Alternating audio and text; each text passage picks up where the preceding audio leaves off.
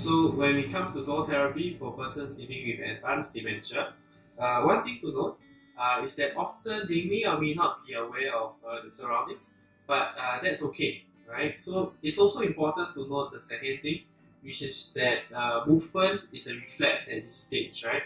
So what we want them to do when we have doll therapy is to feel the motion, right, of the various actions that we're doing. So, for example, we might place the doll in Mr. Cole's hands. Mr. Cole? Yeah. So they might require more cues. We might have to set up. They might not move their hands as much, so maybe we might help just position their hands, right? So maybe we want to do a bit of rocking. So we'll do a lot of the motions together with the baby.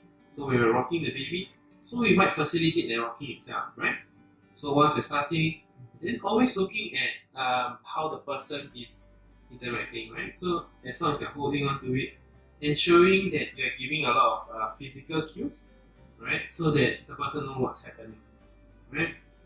Also, in terms of the activities that we do at this stage, it's more simplified.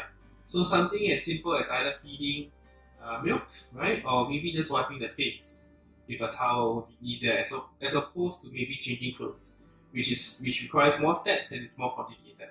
Too complicated for persons living with advanced dementia, right? So that's it. We will try with the doll. Yeah. So we will, once again, it's about holding and using touch. So we will set it up first, right? And then we would position it properly so they have the feeling, right? And then we will see what happens, right? So typically they will react quite naturally, and then all we need to do and to be aware of is that step by step. What's the next step after he's holding? Yeah. And then the rocking. So when it comes to wiping face, it might be a bit too complicated if we do multiple steps, right? So we want to stop maybe the feeding of the baby, right? And then we will change it up. We let him know, right? We're gonna wipe up the face, then we will position it, right? So maybe just wiping the cheeks, yeah?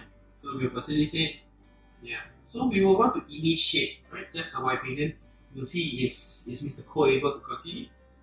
Yeah? Exactly. If he's not able to, if he gets stuck, for example, if he just stops here, and then after that we will continue, maybe the head, right?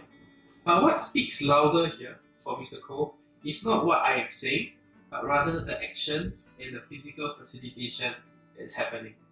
Because persons living with advanced dementia respond much better to touch than any auditory feedback.